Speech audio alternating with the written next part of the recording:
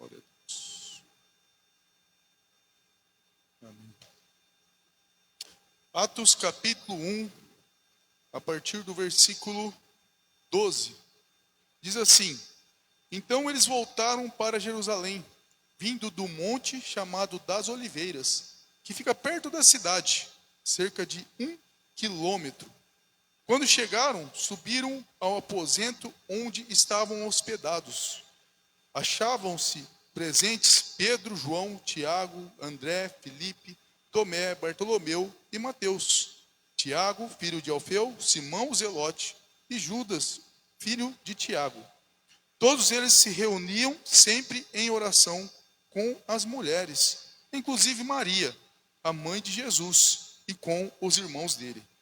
Naqueles dias, Pedro levantou-se entre os irmãos, um grupo de cerca de 120 pessoas, e disse: Irmãos, era necessário que se cumprisse a Escritura, que o Espírito Santo disse por boca de Davi, a respeito de Judas, que serviu de guia aos que prenderam Jesus. Ele foi contado como um dos nossos e teve participação nesse ministério. Com a recompensa que recebeu pelo seu pecado, Judas comprou um campo. Ali caiu de cabeça, seu corpo partiu-se ao meio e as suas vísceras se derramaram.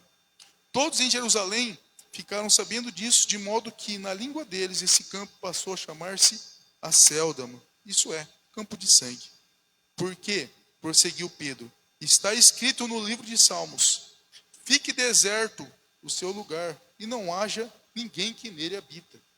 E ainda, que outro ocupe o seu lugar. Portanto, é necessário que escolhamos um dos homens que estiveram conosco durante todo o tempo em que o Senhor Jesus viveu entre nós, desde o batismo de João até o dia em que Jesus foi elevado dentre nós às alturas. É preciso que um deles seja conosco testemunha de sua ressurreição. Então, indicaram 2 nomes: José, chamado Barsabás, também conhecido como Justo, e Matias. Depois oraram: Senhor, tu conheces o coração de todos.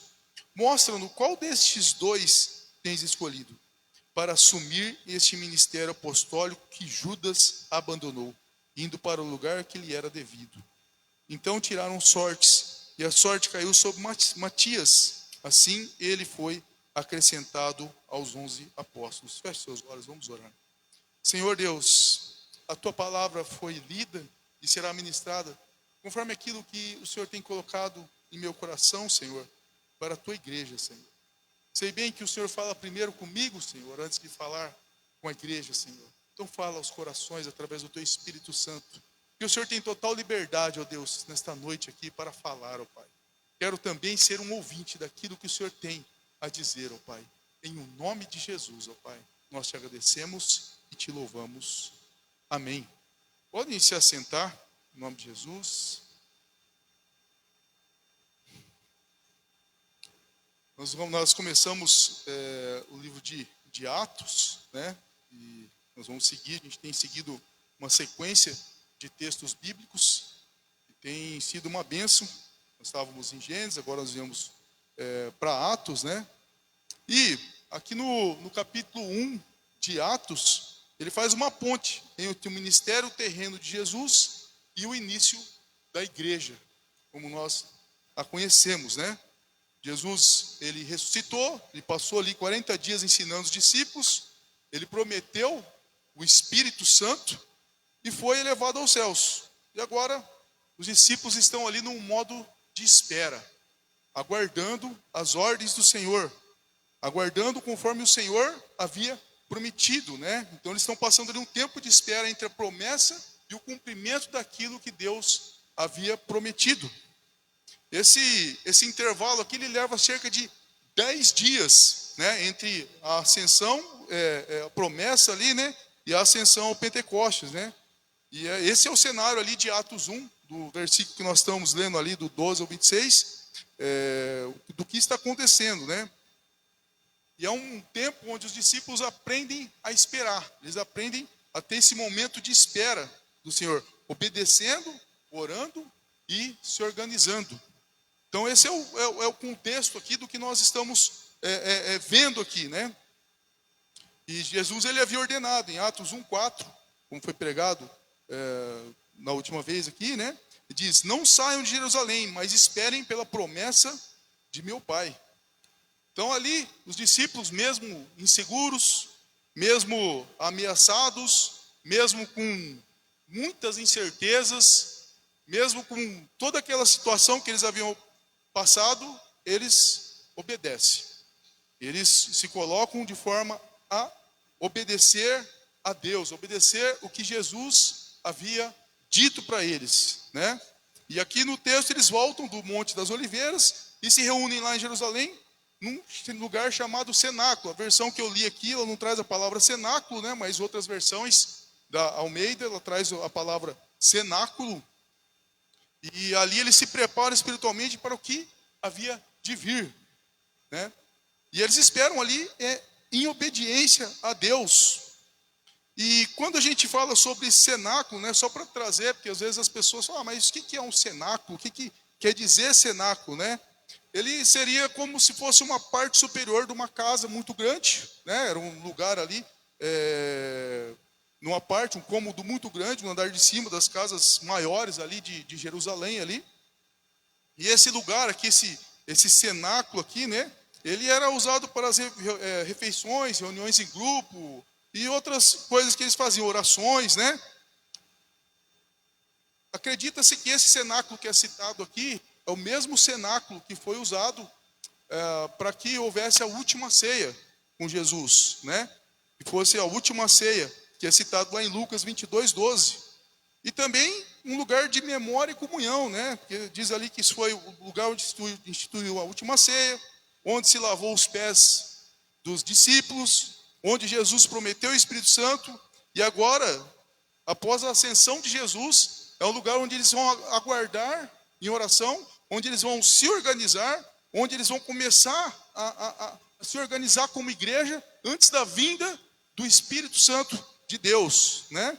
Então é um lugar de promessa. Então o cenáculo ali é um lugar onde eles se reúnem, é um lugar onde eles geralmente vão e estão em oração e estão aguardando, né? Então a gente tem que destacar aqui a obediência deles de irem e aguardarem o cumprimento da promessa no mesmo lugar onde muitas coisas já haviam acontecido.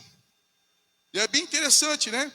Que mesmo com muitas incertezas, os discípulos eles retornam ali para o lugar da promessa, né? E eles permanecem como um grupo unido. São homens, são mulheres, inclusive Maria é citada aqui, né? Os irmãos de Jesus eles são citados ali no texto. Por quê? Porque quando você vê ali, ele não diz que Maria ou os irmãos dele são especiais ou diferentes, mas são pessoas que estão ali buscando a Deus também e aguardando a promessa de Deus, aguardando aquilo que Jesus havia prometido para a vida deles. Então eles vão, eles oram, eles buscam, e apesar de tantas incertezas, eles estão ali aguardando, esperando, entendendo que Deus tem algo para a vida deles, entendendo que aquilo que Deus prometeu vai se cumprir. E quando a gente fala de muitas incertezas, eu reuni aqui algumas incertezas sobre do que eles tinham em mente, do que eles imaginavam e do que eles esperavam, do que havia de vir. Porque Jesus ele promete a vida do Espírito Santo, mas ele não fala quando ele virá, nem como vai acontecer. Ele não diz como que as coisas irão se acertar depois de tudo que havia acontecido.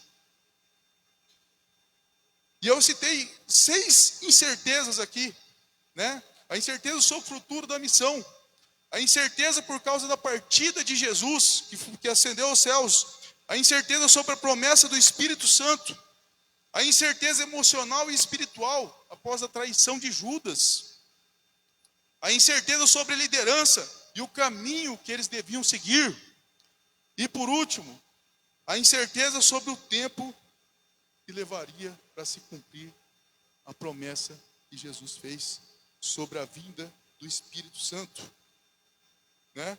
A primeira incerteza aqui sobre o futuro da missão, eles ainda esperavam que Jesus restaurasse o reino.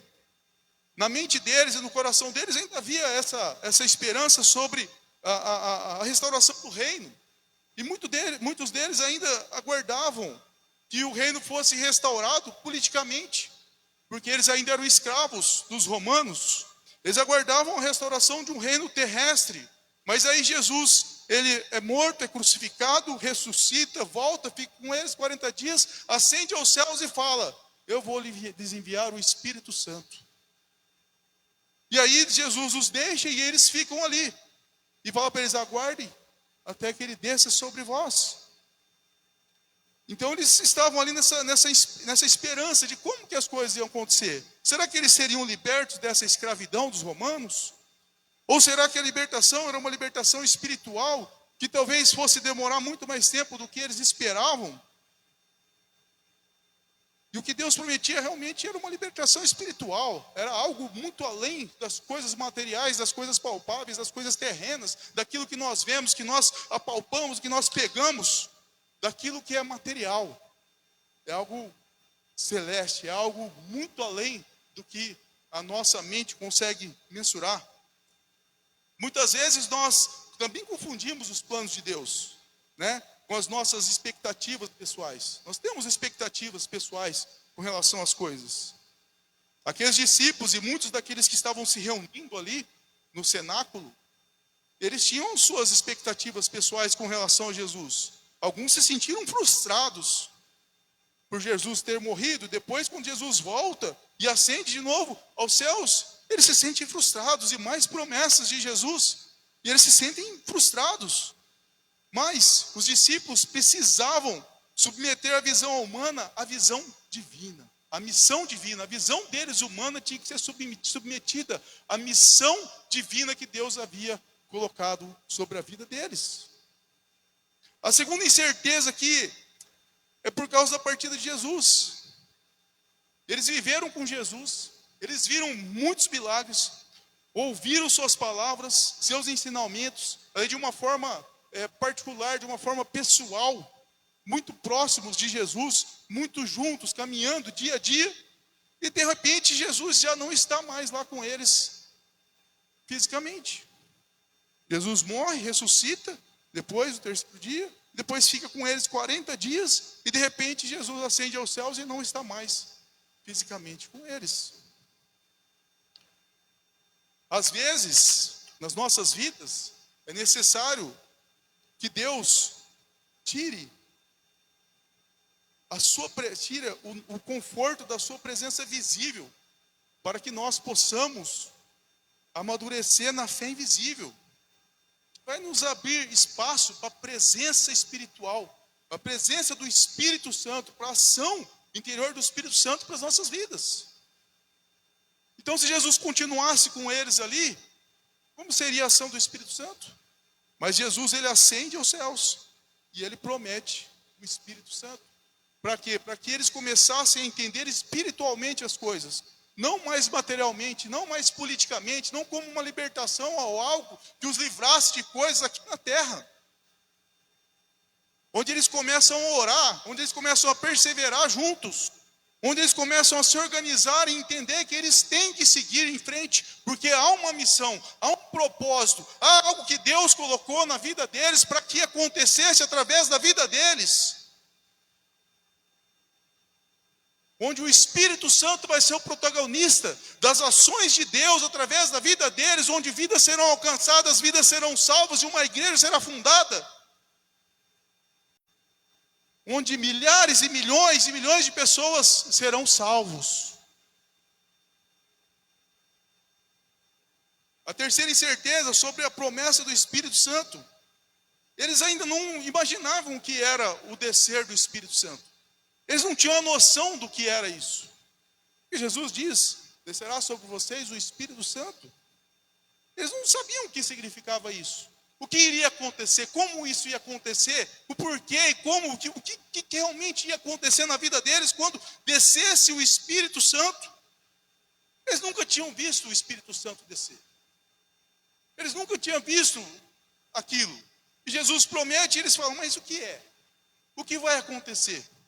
como vai acontecer? O que vai acontecer conosco? Como nós seremos impactados com isso? O que vai acontecer nas nossas vidas quando o Espírito Santo descer sobre nós? Então eles não sabiam e não tinham a noção exata de como seria essa experiência e como essa experiência mudaria a vida deles. Deus, ele nem sempre nos revela detalhes sobre como ele vai cumprir a promessa dele, como ele vai agir nas nossas vidas. E sabe por quê? Porque ele quer formar em nós a fé. Ele quer formar em nós a dependência e a obediência. Enquanto nós estivermos aguardando o cumprimento da promessa. A espera do cumprimento da promessa vai formar em nós a fé. E a fé é crer naquilo que Deus prometeu. Muitas pessoas não estão dispostas a aguardar que as promessas de Deus se cumpram. Muitas pessoas não estão preparadas ou não querem esperar, porque nós vivemos um mundo muito imediatista, onde tudo é para ontem, onde tudo tem que acontecer agora. Eu quero orar pela pessoa e quero que ela seja curada. Eu quero orar pela pessoa e quero que ela seja salva. Eu quero orar pela pessoa e quero que a vida seja transformada. Mas o agir de Deus é num tempo certo dele para que as coisas aconteçam. Às vezes a nossa oração ali é uma semente que está sendo plantada dentro de um coração que vai germinar, vai brotar e futuramente vai dar fruto. Podendo nós vermos ou não. Mas é a promessa de Deus e ela vai se cumprir, porque Deus não mente. E a promessa dele se cumpre. E Deus tem promessas nas nossas vidas. E nós sabemos disso. Mas nós somos ansiosos. Nós somos muito ansiosos. A quarta incerteza aqui é a incerteza emocional e espiritual após a traição de Judas. Eu fico imaginando, né, um dos 12, do círculo mais unido ali, que estava junto com Jesus, caminhando dia após dia, passando por todas as situações, de repente se torna um traidor. De repente é alguém que trai aquele a quem eles estavam caminhando intimamente e tendo um convívio diário. E tem um término ali de uma forma trágica, como é citado no texto aqui, né? É um término trágico, ele cai de cabeça. Ele fala, Judas se enforcou, diz que as entranhas se abrem. O negócio é feio. Quando você pega o texto e começa a imaginar como que é aquilo, é feio. É feio. É feio demais. Né? E aí eu fico imaginando, né, como que aquilo abala esse grupo dos 11 que ficaram. Como que aquilo abala emocionalmente eles. De alguém que caminhava com eles dia a dia ali. De alguém que estava ali dia após dia e de repente faz isso e tem esse fim trágico.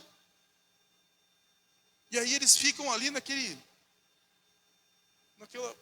mas e aí? E agora? Éramos 12, agora somos 11. Como que vamos fazer? O que vai acontecer? E aí? Que jeito? Por que isso? Né? E essa experiência que eles experimentam ali de alguém no meio deles, no íntimo deles, ali que convivia dia a dia com eles, comia com eles na mesma mesa, compartilhava o alimento, compartilhava dos ensinamentos de Jesus, compartilhava de ver ali as experiências dos milagres, das vidas transformadas e tudo que Jesus fazia. E de repente ele não está mais ali por causa de uma traição e tem uma morte terrível que o texto diz aqui que todos ficaram sabendo. Todos. Como que isso impacta a vida deles? Essa quebra de comunhão. Alguém que falha dessa forma e acontece isso. Mas toda comunidade cristã, hora ou outra, acaba lidando com quedas e decepções internas de pessoas. Isso acontece. Com a nossa igreja não vai ser diferente, não foi diferente. E é assim que funciona. Toda a comunidade cristã acaba acontecendo isso uma hora ou outra. Né? Os discípulos precisavam curar as feridas para poder avançar na missão. Precisavam que aquelas feridas fossem curadas, porque aquilo gerou feridas nas vidas deles. Porque Judas estava caminhando com eles dia após dia. Caminhando junto. Ali no dia a dia, na vida do dia a dia. A quem tem certeza aqui é sobre a liderança e o caminho que eles deviam seguir. Bom, Pedro ali ele assume a liderança. Pedro assume a liderança ainda, mas ainda não tinha uma estrutura organizada da igreja. Então Pedro ele toma a liderança ali e ele assume, né, na verdade, a liderança, e ele começa a olhar o que está faltando, né? E um discípulo se perdeu. E aí a gente começa a pensar, como que é isso, né? Como que funciona isso? A gente não vê aqui pessoas brigando por liderança, mas a gente vê Pedro ali, olhando aquilo de uma forma diferente, falando, precisamos organizar isso. Precisamos deixar isso de uma forma diferente. Quando Deus permite períodos de indefinição nas nossas vidas, né? Ele está nos ensinando a depender dele. A depender daquilo que ele vai fazer nas nossas vidas, das pessoas que ele vai levantar, para que as coisas aconteçam conforme a vontade dele nas nossas vidas. Muitas vezes nós queremos tomar a rédea das coisas e fazer as coisas acontecerem do nosso jeito. Mas Deus ele tem o jeito dele, o propósito dele, né? E a gente vai aprender com Pedro aqui, que Pedro, ele assume a liderança, mas ele toma a direção do Espírito Santo, né? Pedro ele não toma decisões ali por impulso. Não, ele ora, ele busca as Escrituras e espera a direção de Deus. Você vê que ele cita um texto para falar sobre Judas. Eles oram ali para tomar a decisão. Eles oram para buscar como fazer para substituir aquele que havia abandonado a missão e que tinha tido essa morte trágica e terrível. A sexta incerteza aqui é sobre o tempo da promessa. Eles esperam 10 dias. E eu fico imaginando, Jesus disse para eles que iria enviar o Espírito Santo. E aí eles se reúnem, oram, buscam, e nada acontece no primeiro dia. E mais um dia, e outro dia, e outro dia. E eles perseveram em oração. Eles perseveram se reunindo. Eles perseveram buscando. Eles perseveram se organizando para fazer a vontade de Deus, sabendo que Deus vai cumprir. Não importa se vai ser hoje, se vai ser amanhã, depois de amanhã, daqui a alguns dias, mas ele sabe que Deus vai cumprir. Quanto tempo eles iriam se reunir? Eles não sabiam. Era uma incerteza isso, né? E obedecer é o primeiro passo de fé. Porque eles podiam desanimar. Passa um dia, passa 2 dias, passa 3 dias, e nada de acontecer, nada, não acontece nada, não muda nada, não desce Espírito Santo, a gente não tem essa experiência, que a gente não conhece do que vai acontecer, de como vai acontecer, do porquê vai acontecer, e como isso vai impactar as nossas vidas, como que vai ser de agora em diante, sem a presença de Jesus aqui, para nos liderar, para nos direcionar, para nos ensinar, para nos ajudar quando nós falhamos. Mas Jesus já tinha prometido o Espírito Santo, e eles ainda não entendiam isso, eles não compreendiam. A obediência ela abre um caminho para o sobrenatural de Deus, né? A espera ali no cenáculo era um teste de fé e paciência para eles. Fé e paciência. Muitas vezes nós não temos paciência, nós achamos que temos fé e achamos que temos paciência, mas nós ficamos impacientes, porque nós oramos e parece que nada acontece, parece que há um silêncio de Deus, mas Deus está agindo, tem o tempo certo. Qual que é o tamanho da sua fé? Qual que é o tamanho da sua paciência para aguardar? Deus usa aquele tempo de espera ali para que as coisas se alinhem, para que os corações sejam alinhados ali, para que possa gerar uma unidade naquele povo, para que o agir de Deus aconteça no momento certo, na hora correta, no ponto exato, né? E eles se reúnem ali naquele cenáculo, ali como a gente disse sobre esse cenáculo, né? Tomando um ponto aqui, né? Agora em dezembro nós vamos ter um culto. A gente tem o culto da fogueira, nós vamos fazer o culto do bolo. Porque alguns anos às vezes a gente passa aqui e acaba até esquecendo do aniversário da igreja. E uma das perguntas que me foi feita, porque nós falamos assim, vamos fazer o culto do bolo no mesmo lugar onde nós fizemos o culto da fogueira. Ah, mas o culto do bolo de aniversário da igreja vai ser fora da igreja. Mas como assim fora da igreja? O que você considera como igreja? É esse prédio aqui? Essa estrutura de material físico? Opa, até dói meu joelho aqui. Deixa eu bater com outro pé. Essa estrutura aqui de material físico que você considera como igreja? Olha para o seu lado. Olha bem para o seu lado. Pode olhar. Pode olhar. Olha para um lado, olha para o outro, olha para frente, olha para trás. Você está vendo a igreja. Isso é igreja. São pessoas. Isso é igreja. Esse prédio aqui, essa estrutura aqui, um dia ela vai ser destruída. Nós já passamos pelo terceiro prédio já. O Márcio, que acho que é mais velho aqui, os irmãos são mais velhos aí, já sabe. O primeiro eu nem conheci, depois nós conhecemos o outro lá. For ver, acho que é o quarto já, porque se contar o prédio de baixo já é o quarto. Nós vamos ficar amarrados, nós vamos ter que fazer o aniversário da igreja, ir lá no primeiro prédio na frente, vamos orar lá, depois nós vamos onde era o segundo, depois nós vamos onde era o terceiro, ver onde é o quarto. Nós não somos amarrados a prédio. E especificamente nós vamos fazer fora daqui, por quê? Para nós entendermos o que é ser igreja. Que ser igreja não é apenas se reunir num prédio. É lógico que o prédio é uma referência, como o cenáculo era uma referência para eles ali. O prédio é uma referência. Mas cada um de nós somos referência de igreja. E a igreja não é também a placa da igreja. Quando nós comemoramos aqui, nós comemoramos o tempo de ministério que Deus levantou. Esse ministério para uma missão específica, como outros ministérios têm outras missões específicas. E cada ministério tem uma missão específica. E no final das contas nós estaremos todos juntos com Jesus lá no céu. E lá não vai ter placa de igreja, lá não vai ter o prédio. Tem um céu para todos nós. É um céu. Onde nós vamos estar juntos. Nós nos entristecemos como nós entristecemos que a Tieco se foi, porque a presença dela aqui nos faz falta. Mas a alegria que nós temos de que a certeza que ela está no céu e que um dia nós vamos encontrar com ela, poder dar um abraço nela novamente, é o que nos motiva a continuarmos cada vez mais perseverantes e com fé, obedientes e aguardando que a promessa se cumpra. Por quê? Eu vou, lhes prepararei morada. Ele fala que vai nos preparar a morada. Ele não fala que vai mandar os anjos preparar a morada. Ele fala que ele vai preparar a morada de cada um de nós. Tinha um irmão aqui que ele falava assim, eu quero ir para o céu. Não importa que seja um puxadinho lá, só para dar uma sombrinha lá, para mim tá bom. Só um puxadinho para mim tá bom. Né?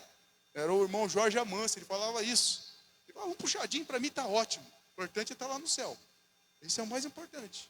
Então, não importa, Jesus vai preparar a nossa morada lá. Mas voltando ao nosso texto aqui, versículo 14, vamos lá, continuar, nós somos pregação expositiva, então nós vamos ler o texto, né? Fiz um grande desvio aqui, mas vamos retornar ao texto. Todos eles se reuniam sempre em oração com as mulheres, inclusive Maria, mãe de Jesus, e com os irmãos dele, né? A comunhão ali e a perseverança em oração eles estavam firmes, né? Porque eles estavam se reunindo. E essa aqui é a primeira e a última menção de Maria em Atos. Porque agora ela é uma discípula que ora. Ela não é mais uma figura central ou alguém especial ali, mas ela é mais um servo de Deus, mais uma serva de Deus ali, servindo junto com os outros, inclusive os irmãos de Jesus, né? E a presença das mulheres ali mostra que o evangelho ele foi bem inclusivo naquele tempo, né? Ele quebra barreiras sociais e espirituais, né? Então o texto ele cita as mulheres aqui e fala sobre isso, né? E antes de Deus enviar o seu poder, ele vai unindo os corações. Eles perseveravam unânimes, unidos. Uma oração de busca, confiando, crendo, fortalecendo em fé, se organizando e esperando o cumprimento da promessa de Deus na vida de cada um deles. Então eles se reuniam ali, homens, mulheres, cita específico Maria, cita específico os irmãos de Jesus, né? E aí vamos lá, versículo 15 ao 20, vamos continuando aqui. Naqueles dias Pedro levantou-se entre os irmãos um grupo de cerca de 120 pessoas, e disse: irmãos, era necessário que se cumprisse a escritura que o Espírito Santo predisse por boca de Davi, a respeito de Judas, que serviu de guia aos que prenderam Jesus. Ele foi contado como um dos nossos e teve participação nesse ministério, né? Não vou continuar o texto aqui, né? Mas Pedro ali, ele está assumindo uma liderança, como eu disse ali anteriormente, né? Ele está assumindo uma liderança ali com base na autoridade humana, né? Ele se apoia na escritura de Deus, ele se apoia nos textos bíblicos, né? Ele está citando aqui o Salmo 69 e 109, e ele mostra que a queda de Judas já estava prevista, era uma queda prevista. Pedro ele reconhece que a palavra deve orientar toda decisão que a igreja deve tomar, a palavra de Deus, e até mesmo nas crises, até mesmo nos problemas, nas dificuldades, não só nas coisas, nas decisões normais e corriqueiras que devem ser tomadas, mas nos momentos mais difíceis. E aí ele toma a rédea ali, né? E ele fala sobre a palavra, e ele propõe a substituição ali de Judas, né? E ele está olhando como que as coisas devem acontecer, de que forma que devem ser feitas. Ele já está propondo, né?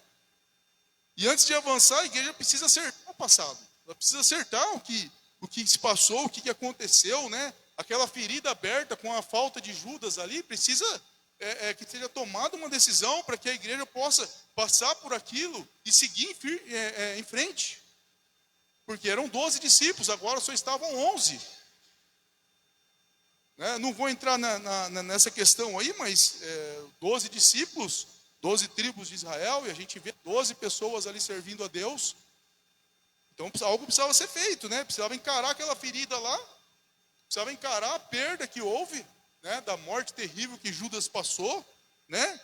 Encarar os pecados que houveram, encarar aquilo como uma verdade e encarar com fé.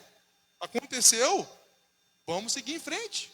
Houve entre nós alguém que falhou, mas ele tomou uma decisão que ele não está nem aqui para se redimir, para se arrepender, para que as coisas possam acontecer diferentemente. Mas nós temos que seguir em frente, nós temos que perseverar naquilo que Deus tem para as nossas vidas, né? Nós não podemos deixar essas feridas abertas do corpo. A gente precisa tratar elas, a gente precisa cuidar delas, a gente precisa ter um tratamento das feridas. Então é isso que Pedro está propondo aqui, com a substituição de Judas, né? Então ali, se você pegar o versículo, vamos para o versículo 21, pulando lá para frente lá já.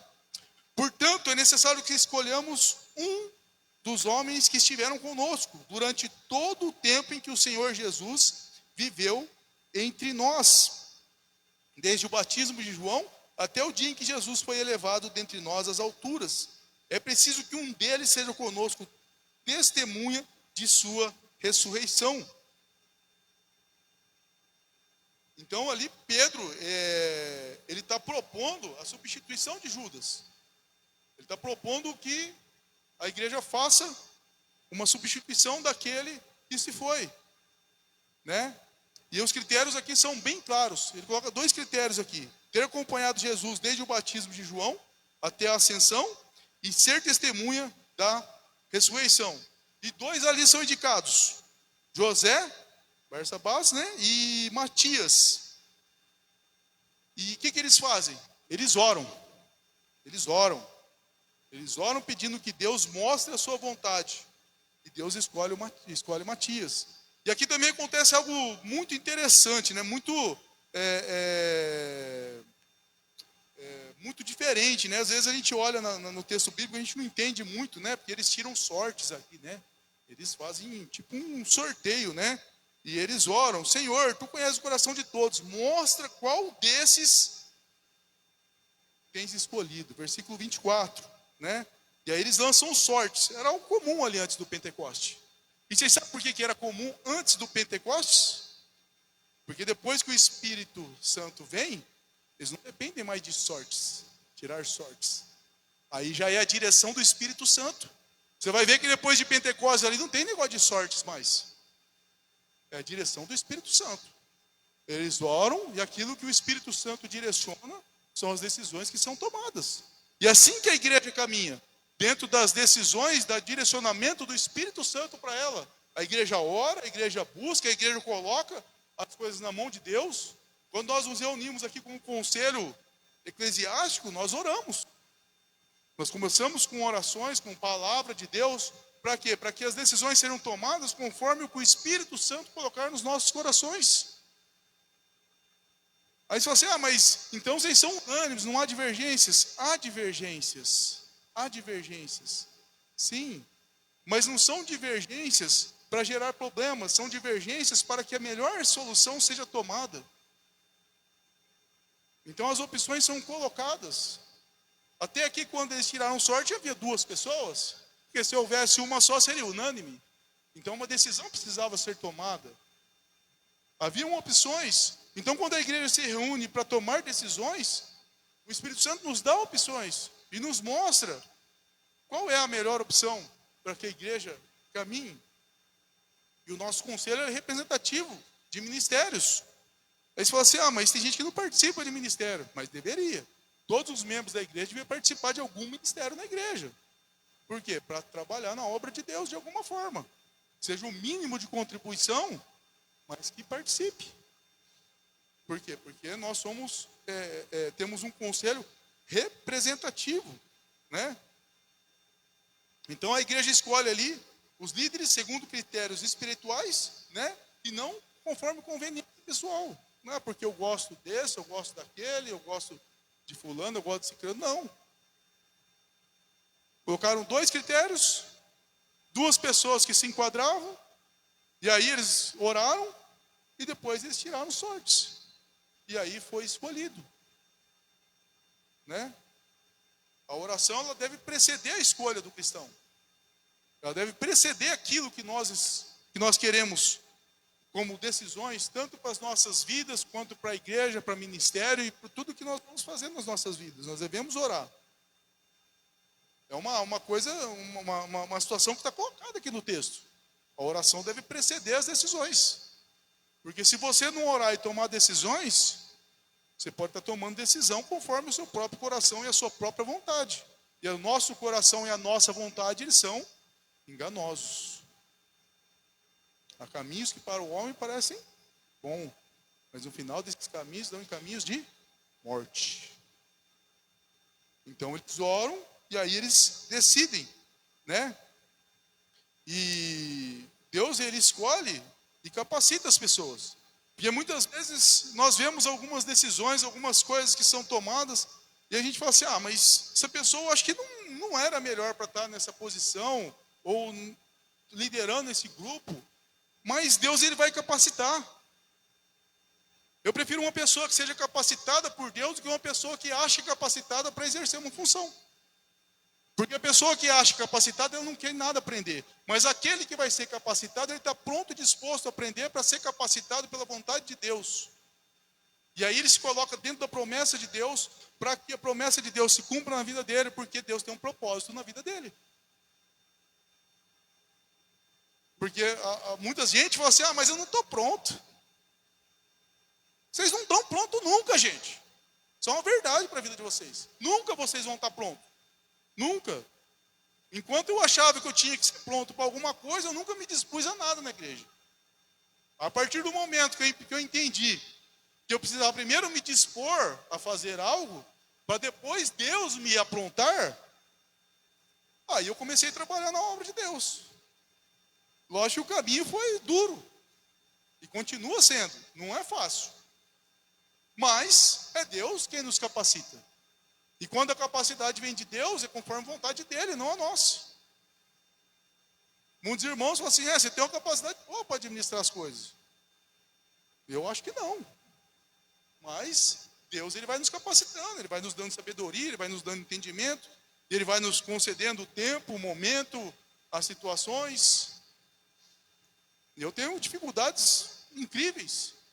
Eu tenho dificuldades que eu acho que são difíceis de lidar. Mas é Deus quem nos capacita. É Deus quem nos prepara. É Deus que age nas nossas vidas. É Deus quem nos capacita no dia a dia para cada situação. Então, meus irmãos, vocês se dispõem primeiro. Depois Deus capacita. Se de repente você se dispôs e você está num ministério que não está dando certo, mas já vai servir uma experiência para na hora que você se dispor em outro ministério. Tudo é uma experiência na sua vida.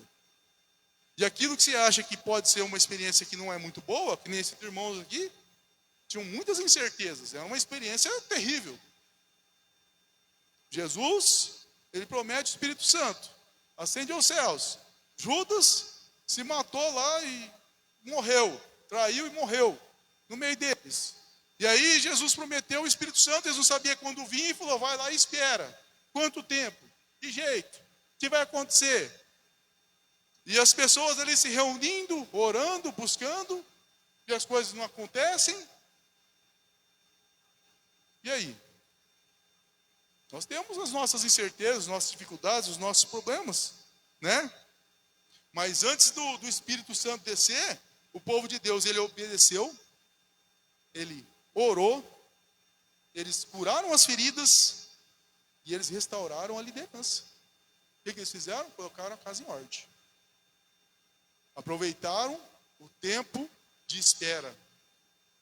O tempo que Deus concedeu para eles, para que as coisas se colocassem em ordem. Então eles se tornaram obedientes. Eles se tornaram pessoas de oração, entendendo que as decisões devem ser tomadas sobre oração. Eles curaram as feridas daquilo que eles estavam sentindo com relação a Judas e com relação à partida de Jesus. E eles restauraram ali uma liderança que ficou vaga, de algo que estava faltando, né? E só depois disso que vem Atos 2, que vem ali o Pentecostes. E o que nós podemos entender disso? Que Deus, ele se move quando o povo se prepara. Espiritualmente, tá? Não é materialmente. Espiritualmente. Por quê? O que eles fizeram? Oraram, se reuniram, perseveraram e cultivaram a sua fé. Fortaleceram a sua fé. Unânimes, unidos, né? Então, a obediência, ela precede o poder. O poder do Espírito Santo, ele vem a partir do momento que ele se dispõe a obedecer a Deus. Mesmo com todas as incertezas, mesmo com todo o cenário que se formou, né? O cenáculo ali, ele se torna um lugar, só recapitulando aqui, né? Ele se torna um lugar onde eles se reuniram, né? Um lugar de avivamento, um lugar de obediência, um lugar onde se reúnem em obediência a Deus. Nós nos reunimos aqui em obediência a Deus. Nós não viemos aqui porque aqui é um clube. Nós não viemos aqui porque eu gosto do irmão X, do irmão Y, eu gosto do Tiago, gosto do Márcio, gosto da irmãzinha, gosto do irmão, eu gosto da Fabiana, eu gosto do Davi. Não, a gente se reúne aqui porque nós amamos a Deus. É por isso que nós nos reunimos aqui. Por isso que você sai da sua casa lá, está no frio, está no calor, fazendo chuva, ou seja lá o que for, né? Para se reunir aqui, para ouvir a palavra de Deus, para louvar a Deus, para orar a Deus e para estar perseverando na fé, onde uns ajudam os outros, onde a igreja se torna realmente igreja, não um prédio, uma associação ou um clube. A unidade, ela vai precedendo o mover do Espírito Santo. E quando eles começaram a se unir, se mover em unidade, o Espírito Santo se moveu no meio deles. E o Espírito Santo se derramou sobre eles. De um povo unido, não dividido. De um povo unido. A oração preparou todo o ambiente ali para que isso se cumprisse, né? Eles oraram pela obediência, para escolher novas lideranças. Eles oraram para que Deus pudesse agir, né? E eles oraram para poder receber de Deus o Espírito Santo. Então eles continuaram buscando intimidade com Deus para que o Espírito Santo descesse sobre eles. E nós devemos louvar a Deus pela vida deles. Nós devemos dar glória a Deus por isso. Porque aquele povo lá obedeceu, aquele povo lá perseverou, aquele povo orou e o Espírito Santo desceu sobre eles. E até hoje o Espírito Santo está no meio de nós. Glória a Deus, glória a Deus. Então a oração é uma ponte entre a promessa e o cumprimento. entre o que Deus prometeu e a ação de Deus. E na verdade, a oração vai abrir as portas dos céus. E o Espírito Santo vai descer sobre cada um de nós. Se coloque de pé, feche seus olhos. A equipe de louvor pode vir até a frente.